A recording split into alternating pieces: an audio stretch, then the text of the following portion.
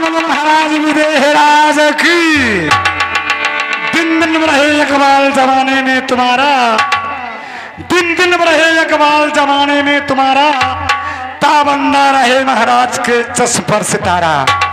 अटल कीर्त हो महाराज का बढ़े राज और ताज, दुश्मन का मरचूर हो छात छिपित्र हो ताज। हाँ महाराज, लेकिन हमारे जनकपुरी में जो नारियां ये घर घर में अपने ये सलाह करती है कि यदि धनुष तोड़ने के बाद जयमाला तो डाल दिया गया, यदि महाराज विदेहराज अपने पुत्री का विवाह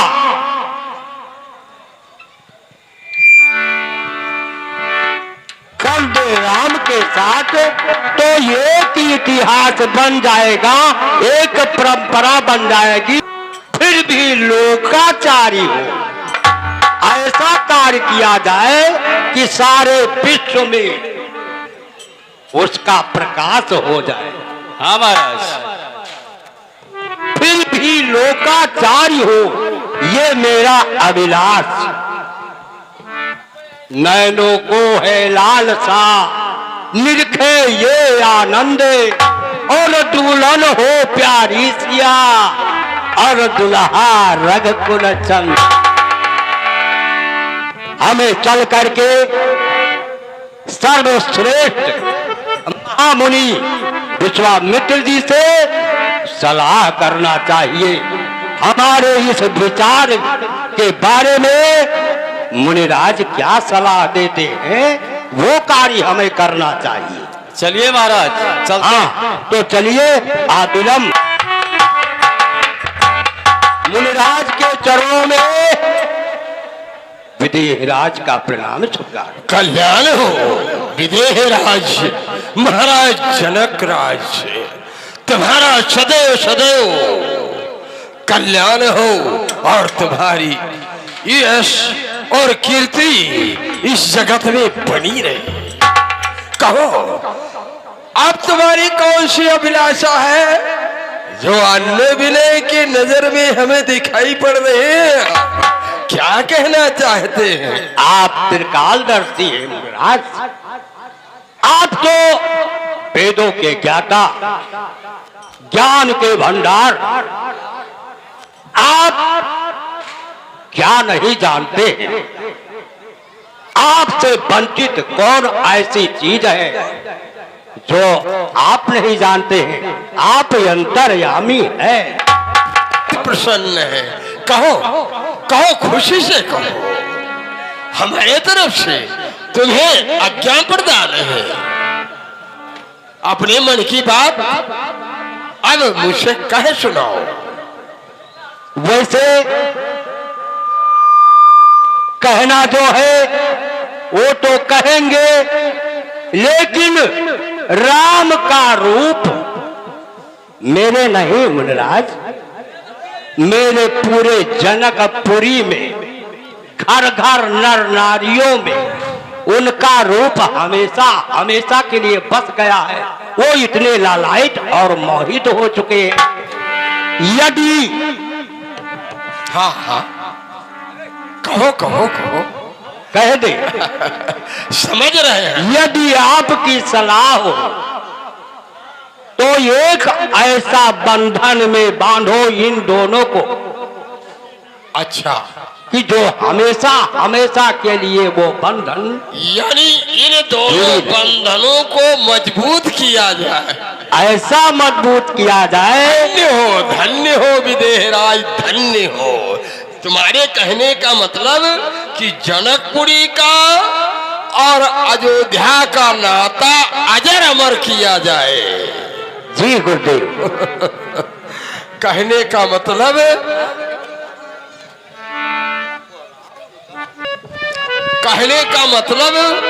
कि आपका जो प्रण था सो पूरा हुआ। सिया राम की हो गई और राम सिया की हो गए। अब आप अपना संबंध स्थापित करना चाहते हैं राजा, यानी आप अयोध्यापति महाराज दशरथ अब संबंध विराजो प्रणाम करो। कल्याण आयुष्मान लक्ष्मण विराजमान हो जाओ। राम राम राम इस रूप में अब आपका दर्शन होगे। देख ले बात कभी अच्छा और बड़ी बताता भेष जनकपुरी दुल्हन बनी और दुल्हा कौशल देश। सच ऐसा विचार करके हमें सलाह दे कि हमको क्या करना चाहिए जिसमें हमारे जनकपुरी का अभिलाष पूर्ण हो जाए। अवश्य अवश्य कृपा करो। विराजिए तदब राजन विराजिए। तदब जाय तुम करवयवे जथा वंश व्यवहार। बोध वेद कुल वेद गुरे वेद विवेक आचार। ऋषियों मुनियों विप्रोजनों संतजनों भक्तजनों को जो व्यवहारिक रूप से जो रिश्ते निभाए जाते हैं, तो मेरा विचार ये कह रहा है कि आप कुल रीत की तैयारी इधर कीजिए और मेरी ये आज्ञा है कि चतुर्दूत को अयोध्यापुरी भेजिए और अयोध्यापुरी में पहुंचकर दूतराज महाराज अवधपति को सूचना पहुंचाए और महाराज अयोध्यापति अपने बंधुओं के साथ, संतों के साथ, विप्रमंडल के साथ इस जनकपुरी में उनका आगमन हो। मुनिराज आपने क्या कहा? अब हमें कोई चतुर्दूत को अवध नगरी भेज करके और अवध नरेश को आमंत्रित करना चाहिए। बेशक आप एक पत्र तैयार करवा के और जो जैसा हुआ है वो समाचार भी सारा वहां सुनाया जाए और जो विचार विमर्श हुआ है वो भी सारी जैसी आज्ञा मिल रहा। आप अपनी सारी स्थितियां पत्र में लिखकर और महाराज अवधपति चक्रवर्ती नरेश दशरथ जी को सारी सूचनाएं दी जाए। वो तो महान है ही मुनिराज, उनकी प्रशंसा जितना किया जाए वो कम है। मुझे सच है। जिसके कुल में जिसके पुत्र सारे विश्व को मोह लेते हैं, भला इनके पिता कैसे होंगे?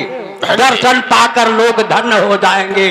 भैया मुझे बंदीजान मुझे तेरा वो कहे भलय के पाला पठे दूत बोल के ही काला। बंदीजान ये महाराज जाओ कोई ऐसा चतुर दूत को खोज कर लाओ जो कि अयोध्या तक वो चला जाए, यानी ऐसा दूत चाहिए जो अयोध्या पहुंच जाए, रास्ते में भटके ना। और पहुंचकर महाराज अवध नरेश से चतुराई के साथ बात करे ताकि हमारे विदेह राज की भव्य स्वागत में किसी प्रकार की कमी नहीं रहेगी और न उधर ही से रहे। यानी उस दूत के अंदर वो गुण होना चाहिए। समझ गए?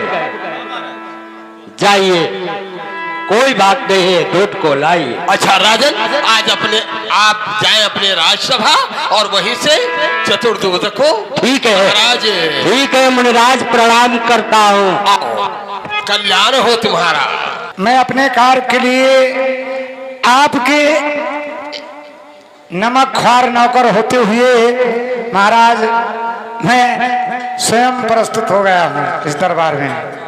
तो तू नमक ख्वार ऐसा क्यों कहते हो? तुम महाराज- तो वफादार नौकर हुए, ठीक है महाराज। जो सूचना पाने के पहले ही पहुंच जाए, अपने कार्य के लिए उपस्थित हो जाए, सेवा में सम्मिलित हो जाए, वो तो महान सेवक होता है। तो महाराज अब आप कृपा करके ये बताएं कि हमें इस दरबार में किस लिए बुलवाया गया है? इसीलिए तो अब मैं समझ गया कि तुम बात करने में भी निपुण हो। आज हम तुमको बुलाए हैं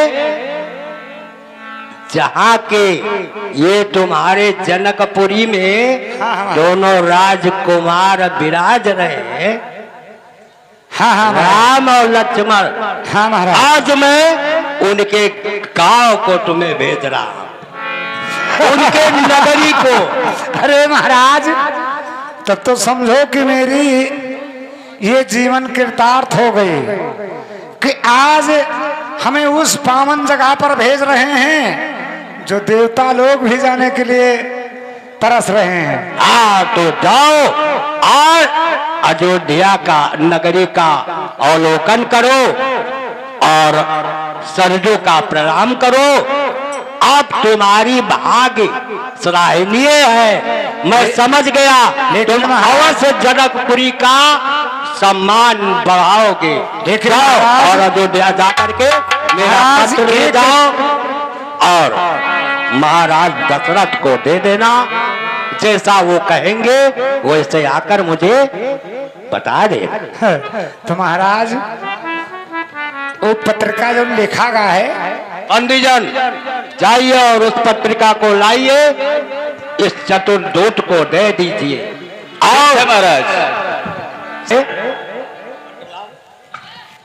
तुम्हें इतनी दूर जाना है हाँ महाराज। अयोध्या, और ये भी जानते हो हाँ महाराज। कि जनकपुरी का परंपरा क्या है, खूब जानते हो। महाराज जनकपुरी का मर्यादा क्या है, स्वयं तुम्हारे ऊपर निर्भर है।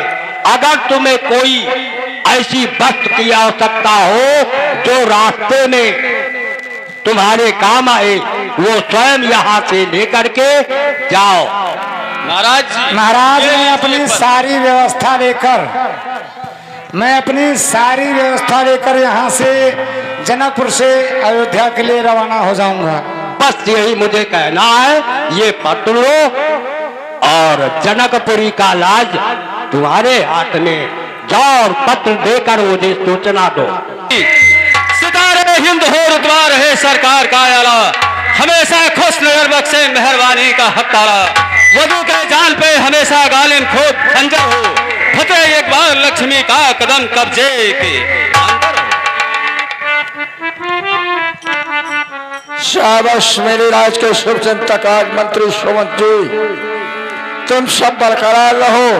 तुम्हारे हिम्मत और ताकत से मुझमें बड़ाई है, तुम्हारे ही वफाओं से मुझमें शान आई है।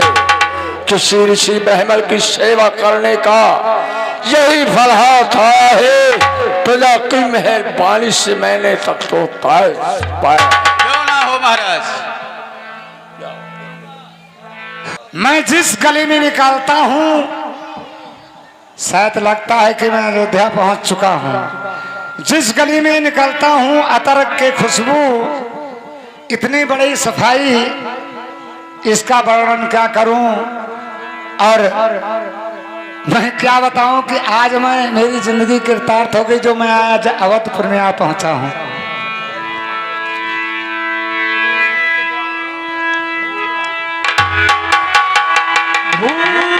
द्वार दिन खबर जनाई और दशरथ नृप सुन लिए बोलाए। हे भैया दूतराज, ये बताओ कि आपका आगमन कहाँ से हुआ है? मैं इधर उधर देख रहा था लेकिन भैया आप मिल ही गए। भैया ये बताओ कि मैं क्या अवधपुरी में पहुंच चुका हूँ? हाँ हाँ, आप अवधपुरी में पहुंच चुके हैं। तो भैया कृपा करके ये बताएं कि मैं बहुत दूर से चल कर आया हूँ यार। कंधा पर लादे लादे सब हमारे कि हमें, रुक जाओ, पता देख ली, नहीं पता अगर कहूँ गड़बड़ाएगा हम दूसरे के न पहुंच जाएंगे। हाँ? अयोध्या नरेश चक्रवर्ती महाराज दशरथ। भैया हाँ भैया, जैसे हमका कृपा करके ये बताओ कि हमें महाराज अयोध्या नरेश चक्रवर्ती महाराज दशरथ के दरबार तक जाना है। हाँ, आप अयोध्या महाराज दशरथ के दरबार तक आपको जाना है। हाँ। चलिए हम आपको वहाँ तक ले चलते हैं। अरे तब तो जान लो, भगवान हमरे ऊपर कृपा कर देन। और आप आए कहाँ से हैं भैया? भैया आपको मालूम होना चाहिए कि अगर मेरा आगमन पूछना चाहते हैं कि मैं कहाँ से आ रहा हूँ, भैया मैं महाराज विदेहराज यानी महाराज विदेहराज जनकराज महाराज के दरबार से मैं भेजा गया एक दूत हूँ। तो क्या आप जनकपुर से आए हैं? हाँ, जनकपुर से आए। आप महाराज विदेहराज के भेजे हुए दूत हैं? हाँ। तो ठीक है, चलिए मैं अपने आओ लदो इमा सतुआ पिसान अपना गरु बांध लेन है। सेवक क्या समाचार है? महाराज जी, जनकपुर से एक दूत आया हुआ है। क्या कहा? महाराज विदेहराज के यहाँ से दूत आया हुआ है। हाँ महाराज। ठीक है, जाओ उससे आदर पूर्वक राज दरबार में ले आओ। चलिए भैया दूतराज।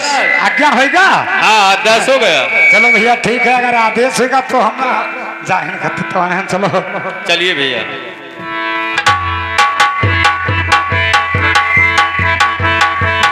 ये आइए। महाराज के चरण कमलों में इस दूतराज का प्रणाम स्वीकार हो। कल्याण हो, बस तुम्हारा कल्याण हो। आओ मेरे पास आओ।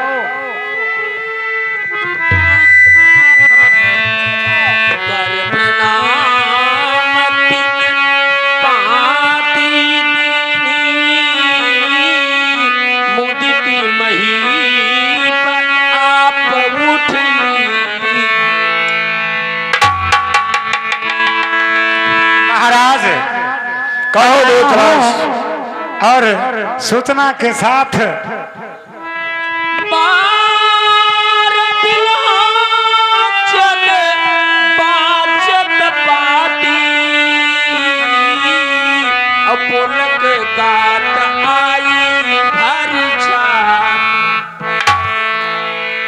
महाराज हमारे विदेहराज ने ये पत्र लिख करके दिया है और इसे आप लेकर और आप स्वयं जांच कर और अपने दिल की इच्छा को तृप्त करें।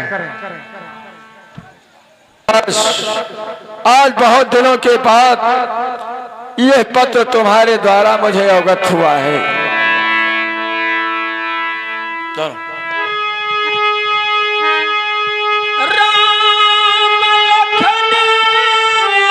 दूतराज, ये पत्र तो इससे महाराज विदेहराज ने बहुत अच्छा मेरे पास भेज रखा है।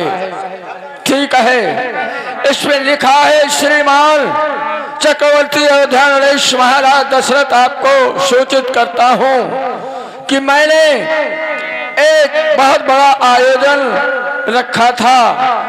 शिव के विशाल धनुष का खंडन करने के लिए मैंने प्रण किया था कि जो ये शिव के विशाल धनुष का खंडन करेगा उसके साथ मैं अपनी सुपुत्री का विवाह करूंगा।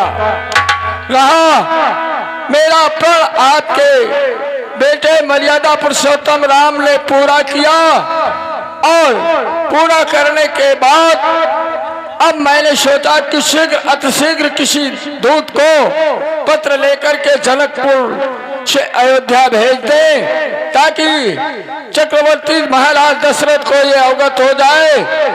वो जितनी जल्दी हो सके उतनी जल्दी बारात की तैयारी करके और हमारे जनकपुर में आए। जिस तरह से एक स्त्री और पुरुष का संबंध होता है यानी शादी जिस तरह से किया जाता है उस तरह से मैं अवश्य कर दूं। इति आपका जनक राज। ठीक है दूतराज। महाराज आओ मेरे पास आओ। राज सेवक जाओ, इस खुशहाली में हमारे दूतराज को कोई काफी से काफी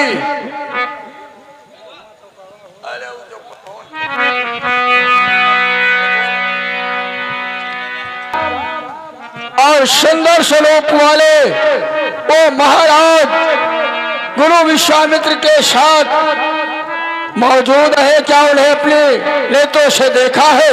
पहचान हूँ तुम कहव सुभाऊ, और प्रेम भी बसे पुनि कह राओ। महाराज, कहो दूतराज। महाराज आप उनको पूछ रहे हैं कि महाराज विदेहराज ने उनको किस प्रकार पहचाना? हे महाराज, पूछन जोग न तनय तुम्हारे, पुरुष सिंह दो उजियारे। अरे महाराज, आपके वो दोनों सुपुत्र पूछने के योग्य नहीं हैं, क्योंकि उनका प्रकाश सूर्य और चंद्रमा से ज्यादा बढ़कर है।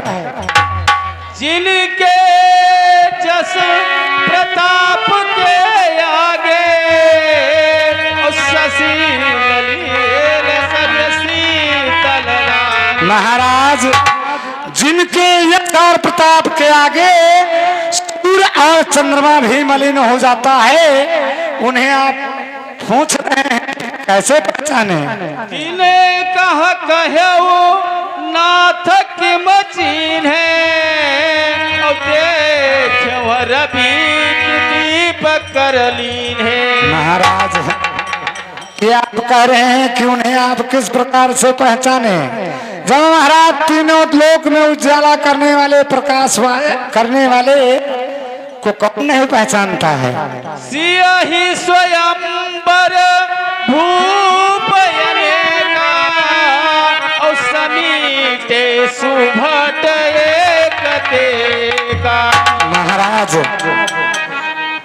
हमारे विदेहराज ने स्वयंवर रचाया था। सीता के स्वयंवर में देश देशाओं के बहुत दूर दूर के राजा आए। शंभु सरासन कहु नटारा, हारे सकल वीर बरिया।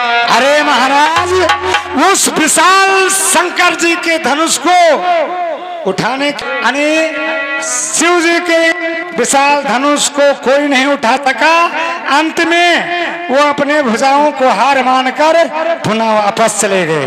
जही कौतुक शिव सयल उठावा, सोत ही सभा प्रमत भय पावा। और महाराज, जिसने उस विशाल शिव जी के धनुष को उठाया, उस सभा के बीच में उसे बहुत बड़ी मर्यादा मिली। तहाँ राम रघुवंश मणि सुनो महामहिपाल, भंजहु त्राप प्रयास बिनो चिम गज पंकज। और महाराज, आपके बड़े सुपुत्र राम ने क्षण मात्र में उस धनुष को उठा लिया और बिना प्रयास के उस धनुष का खंडन कर दिया उस सभा के बीच में। सुनी सरोस धनकुल आए, और बहुत भांति तिन्हया खिदखा। और महाराज, वो विशाल शिव जी के धनुष का खंडन सुनकर बिरकुल यानी महाराज परशुराम जी आए और उस सभा में बहुत बड़ा दंगा हुआ। देख राम बलु निज धनु दीना, करी बहु बिनहि गवन बन की। अरे महाराज, आपके बड़े बेटे राम को देखकर उन्होंने एक बहुत बड़ी धनुष उनके पास थी, उन्होंने राम को दिया कि इसका चाप चढ़ाओ। और जो राजन राम अतुल बल तेज निधान लखन पुनित। महाराज जिस प्रकार से आपके बड़े बेटे राम हैं, उसी प्रकार से चंचलता से भरे हुए आपके सुकुमार शेषा अवतार लखन लाल जी भी हैं। कापहि भूप पिलोकत जाके और चिमक गज हरि किशोर के ताके।